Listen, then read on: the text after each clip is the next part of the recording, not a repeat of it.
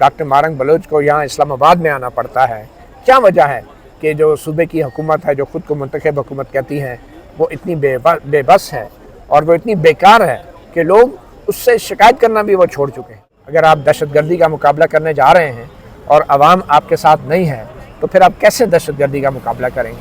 फिर तो खैबर पख्तूनख्वा का वज़ीर आला भी भत्ता दे के अपनी हिफाजत का बंदोबस्त करेगा। ये वज़ीर दाखिला का काम ताने मारना नहीं है, वज़ीर दाखिला का काम जुगते मारना नहीं है। वज़ीर दाखिला का काम है कि एक सूबे का वज़ीर आला ने इतनी बड़ी बात की है, वो उसका नोटिस ले। ये वज़ीर आज़म बुला भी लेगा तो क्या फ़र्क पड़ जाएगा, या वज़ीर आज़म यहाँ पे भी आ जाएगा तो क्या फ़र्क पड़ जाएगा? ये वही वज़ीर आज़म है ना जो अतमन अल्लाह की अदालत में भी पेश होते रहे, वही वज़ीर दाखिला हैं, वही वज़ीर दिफा हैं जो पेश होते रहे अदालतों में लापता अफराद केस में, और वहाँ जाके ऐसे खड़े हो जाते थे और इन्हें भी पता था कि ये कुछ नहीं कर सकते। ये तो शुक्र करते हैं हमारे हुक्मरान कि ये लापता नहीं है। ऐसे डाकिया तजियाकार जो हैं, ऐसे टाउट साफ़ी जो हैं, इनके बारे में बंदा कोई क्या तजिया करे कि उन्होंने ये कह दिया फ़लान है। ये कोई एक मुनीब फारूक की बात नहीं है, ये तो बड़े बड़े मुनीब फारूक बैठे हुए हैं। अस्सलाम वालेकुम, नादिर बलोच हाजिर खिदमत हूँ और नेशनल प्रेस क्लब के बाहर आज 10वां रोज़ है और बलोच ख़वातीन जो सैकड़ों किलोमीटर तय करके यहाँ पर आई हैं 10वें रोज़ भी कोई इनसे मिलने नहीं आया, कोई इनसे बात नहीं करने आया, कोई इनसे पूछने नहीं आया कि आप यहाँ पर क्यों तशरीफ़ फरमाए। मेरे साथ सीनियर एंकर पर्सन मोहतरम जनाब मतीउल्लाह जान साहब मौजूद हैं। मती भाई, इस रवैये पे क्या कहेंगे? 10 दिन हो गए, पहले भी यहाँ पे डॉक्टर मारंग बलोच 1 माह बैठी रही और उसका नतीजा ये हो गया आज वो जेलों में है। देखें बलोच साहब, बड़ी बदकिस्मती की बात है कि कोई भी हमारी जो हुकूमत है, जो नाम की भी हुकूमत है, उसको लापता अफराद के हवाले से तमाम सूरत हाल का इदराक है। और शायद यही वजह है कि सिविलियन हुकूमत, चाहे शहबाज शरीफ की हो, चाहे आसिफ जरदारी की हो, चाहे इमरान खान की हो, ये सब के सब लापता अफराद के हवाले से अपनी बेबसी का बरमला इजहार भी करते रहे। कल ही आपने सुना अलीमा खान ने जो बताया कि किस तरह एक सिटिंग वज़ीर आज़म, उसके कज़न का बेटा लापता था, लेकिन एंड पे उसको तस्वीर भेज दी गई कि ये शहीद हो गया, वो कुछ नहीं कर सका।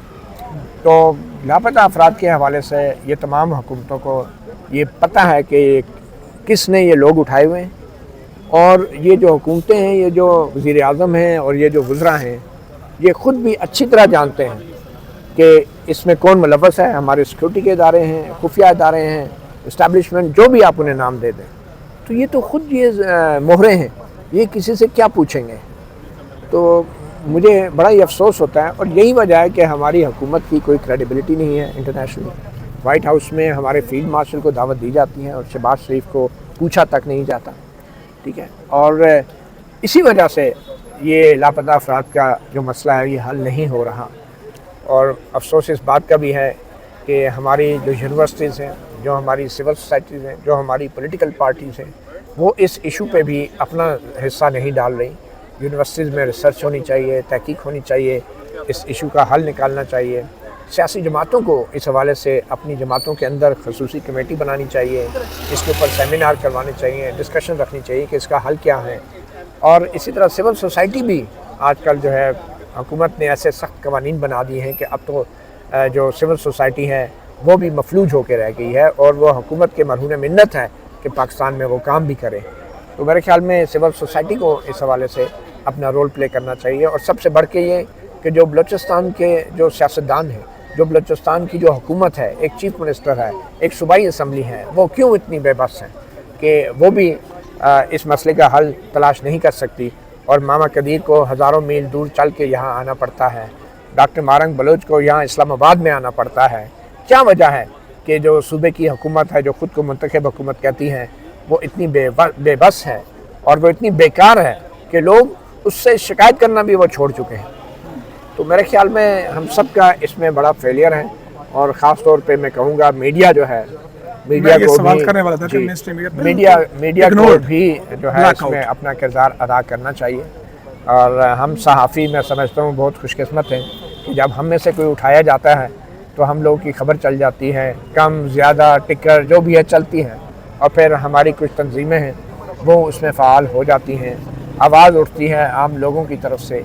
मगर ये आवाज़ जो है ख़ास लोगों के लिए नहीं, आम लोगों के लिए भी उठनी चाहिए, ख़ास तौर पे बलोच जो लापता लोग हैं उनके लिए भी उठनी चाहिए। और इस तरह का जो मसला जो हल नहीं हो रहा, तो दिन ब दिन हमारे लोगों में, ख़ास तौर पे बलूचिस्तान में अवाम में गुस्सा बढ़ रहा है, और ये कोई अच्छी बात नहीं है। अगर आप दहशतगर्दी का मुकाबला करने जा रहे हैं اور عوام آپ کے ساتھ نہیں ہے تو پھر آپ کیسے دہشت گردی کا مقابلہ کریں گے؟ پھر تو خیبر پختونخوا کا وزیر اعلیٰ بھی بھتہ دے کے اپنی حفاظت کا بندوبست کرے گا، پھر تو آپ کے سیکورٹی کے ادارے جو ہیں وہ بھی جو ہیں گڈ طالبان اور بیڈ طالبان کے نام پہ جو اپنی پالیسیاں چلائیں گے۔ اور آپ کا وزیر داخلہ جو ہے انڈورس کرنے کے واقعہ ایسا ہو رہا ہے؟ دیکھیں محسن نقوی نے اس کی تردید نہیں کی، بجائے تردید کرنے کے محسن نقوی نے ٹویٹ کر دیا ہے کہ ایک جو سب سے بڑا عہدیدار ہے صوبے کا وہ بھی بھتہ دیتا ہے دہشت گردوں کو۔ حالانکہ وزیر داخلہ کا کام تانے مارنا نہیں ہے، وزیر داخلہ کا کام جگتے مارنا نہیں ہے، وزیر داخلہ کا کام ہے کہ ایک صوبے کا وزیر اعلیٰ نے اتنی بڑی بات کی ہے وہ اس کا نوٹس لے، وہ اس کو مذاق میں کیوں اس بات کو اڑا رہے ہیں؟ وزیر داخلہ اگر صحیح معنوں میں کہ وزیر داخلہ ہوتا تو چیف منسٹر کو فون کرتا کہ آپ نے جو بات کی ہے اس کے کوئی ثبوت ہیں، کوئی شواہد ہیں تو آپ ہمیں دیں، ہم اس پہ ایکشن لیں گے۔ کس نے آپ سے کہا ہے کہ طالبان کو چھوڑ دیں یا جو پکڑے گئے دہشت گرد ہیں؟ مگر یہاں حکومت تو ہے ہی نہیں، حکومت جو نظر آتی ہے وہ ہے نہیں۔ بلوچستان میں ابھی لاسٹ ٹائم جو ایپیکس کمیٹی کا اجلاس ہوا اس کا جو اعلامیہ تھا اس میں یہ تھا، شاید آپ نے پڑھا ہوگا، کہ اب بلوچستان کی کسی سڑک پر احتجاج نہیں ہوگا، کوئی ایمبولینس نہیں روکے گی۔ یہ کیا میسج تھا؟ دیکھیں یہ بڑی بدقسمتی کی بات ہے، ایمبولینسیں کس کے لیے ہوتی ہیں؟ عوام کے لیے۔ عوام کے لیے ہوتے ہیں۔ اب اگر عوام ہی لاپتہ ہو رہی ہے، دہشت گردوں کے نشانے پہ ہے، تو ایمبولینس صرف ان کی لاشیں اٹھانے کے لیے اور زخمی عوام کو اٹھانے کے لیے؟ ایمبولینس کے راستے کھول رہے ہیں اور عوام کے راستے بند کر رہے ہیں، آپ عوام کا گلا گھونٹ رہے ہیں اور پھر کہہ رہے ہیں کہ آپ کو ایمبولینس میں ڈال کے لے جاتے ہیں اور ایمبولینس کے راستے کھلے ہیں۔ یعنی مرنے کا راستہ کھلا ہے اور جینے کا کوئی راستہ آپ نے کھلا نہیں چھوڑا۔ یہ کون سا فیصلہ ہے کہ جی ایمبولینس کا کوئی راستہ نہیں روکے گا؟ بھائی ہارٹ اسٹیٹ یہی ہے، دیکھ لیں آپ اس کو، آپ ہارٹ اسٹیٹ کہیں یا کچھ بھی کہیں، سوویت یونین بھی بہت بڑی ہارٹ اسٹیٹ تھی۔ 1971 سے پہلے پاکستان بھی ایک ہارٹ اسٹیٹ رہا ہے، ٹھیک ہے نا؟ فیلڈ مارشل ایوب خان کا دور رہا اور پھر یحییٰ خان پہ نوبت آئی۔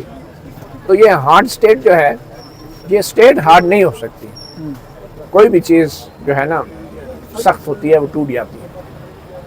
لچک، ریاست میں لچک ہونی چاہیے، اور لچک نہیں ہوگی تو پھر وہ اگر کوئی درخت کا تنا بھی بہت سخت ہوتا ہے نا، اس کی شاخیں بھی، تو وہ ٹوٹ جاتی ہیں۔ ٹوٹ جاتے ہیں۔ یہ جب بھی مسنگ پرسن کی بات یہ سوال اٹھایا جاتا ہے، چاہے وہ عسکری اینڈ پہ ہو، اسٹیبلشمنٹ سے ہو، تو ایک بات کر دی جاتی ہے، پھر لیٹسٹ یہ سٹارٹ ہوا ہے کہ یہ پراکسیز ہیں، یہ سہولت کار ہیں ان علیحدگی پسندوں کے، اور آپ اور میں آواز اٹھاتے ہیں تو ان کو بھی یہ تانا ملتا ہے۔ اور اب تو لگتا ہے کوئی پتہ نہیں کوئی فورس بھرتی ہوئی ہے سوشل میڈیا پر کہ جب بھی کوئی ٹویٹ کرو، ان کی ویڈیو شیئر کرو تو سینکڑوں کمنٹس شروع ہو جاتے ہیں۔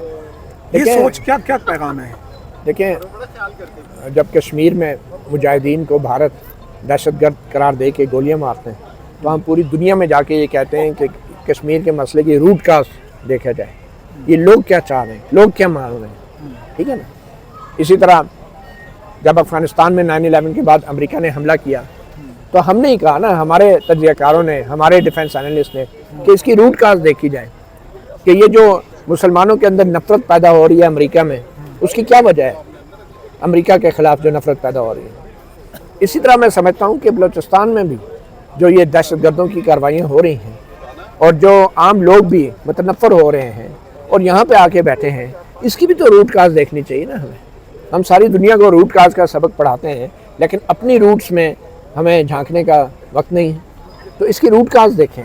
اس کی سب سے بڑی روٹ کاز یہ ہے کہ عوام اس وقت ریاست اور اداروں کے خلاف ہوتے ہیں کہ جب عوام کے مینڈیٹ کا احترام نہیں کیا جاتا، جب عوام کے مینڈیٹ کو چوری کیا جاتا ہے، جب مذاکرات کی بجائے بندوق کا راستہ اختیار کیا جاتا ہے، تو اس وقت جنگ کی حالت ہوتی ہے۔ تو میں سمجھتا ہوں اگر بلوچستان میں بھی آزادانہ انتخابات کے ذریعے منتخب حکومت ہوتی اور اسلام آباد میں منتخب حکومت ہوتی، پورے پاکستان میں شفاف انتخابات ہوتے، تو یہ دہشت گرد جو ہیں یہ بالکل آئسولیٹ ہو جاتے۔ اور دہشت گرد ہیں، انڈیا کے ایجنٹ بھی ہوں گے، سب کچھ ہیں، لیکن ان کو تنہا کرنے کا یہ طریقہ نہیں ہے کہ آپ پوری آبادی کے گھروں سے لوگوں کو اور بچوں کو، عورتوں کو گھسیٹ کے باہر نکالیں۔ اس سے تو آپ مزید دہشت گرد پیدا کر رہے ہیں، اور یہی کچھ مقبوضہ کشمیر میں بھی ہوا۔ تو آپ کیا چاہتے ہیں؟ 1971 میں کیا ہوا؟ اس وقت بھی یہی صورتحال تھی نا، ہارڈ اسٹیٹ بنی ہوئی تھی، ٹھیک ہے نا؟ تو میں یہ سمجھتا ہوں کہ جمہوری عمل اور عوام کو ان کے خواہشات کے مطابق ان کے جو رولرز ہیں ان کو موقع دیا جائے فیصلے کرنے کا۔ غلط فیصلے ہوں تو ان سے عوام پوچھے، کوئی اور نہ پوچھے۔ اور احتساب کا یہ جو عمل ہے جمہوریت میں، یہ لانگ ٹرم ہوتا ہے، اس میں کوئی کوئک سلوشن نہیں ہے. بدقسمتی سے ہمارے ادارے کوئک سلوشن چاہتے ہیں جس کی وجہ سے حالات بگڑتے ہیں اور ملک ٹوٹتے ہیں. سر سیکنڈ لاسٹ کویشچن، آپ کیا سمجھتے ہیں کہ ڈاکٹر فوزیہ صدیقیہ جب ملاقات کی تو ایک چیز کلیئر میسج کیا کہ ایک سردار اعجاز صاحب کے توہین کے نوٹس کے بعد یہ ہوا، ان کے لیے کیا ایسا ہو کہ وزیر اعظم صاحب بلا لیں ان کو بھی، کسی کو کوئی بات کر لیں؟ دیکھیں اگر یہ وزیر اعظم بلا بھی لے گا تو کیا فرق پڑ جائے گا، یا وزیر اعظم یہاں پہ بھی آ جائے گا تو کیا فرق پڑ جائے گا. یہ وہی وزیر اعظم ہے نا جو اطمن اللہ کی عدالت میں بھی پیش ہوتے رہے، وہی وزیر داخلہ ہیں، وہی وزیر دفاع ہیں جو پیش ہوتے رہے عدالتوں میں لاپتہ افراد کیس میں، اور وہاں جا کے ایسے کھڑے ہو جاتے تھے اور انہیں بھی پتا تھا کہ یہ کچھ نہیں کر سکتے.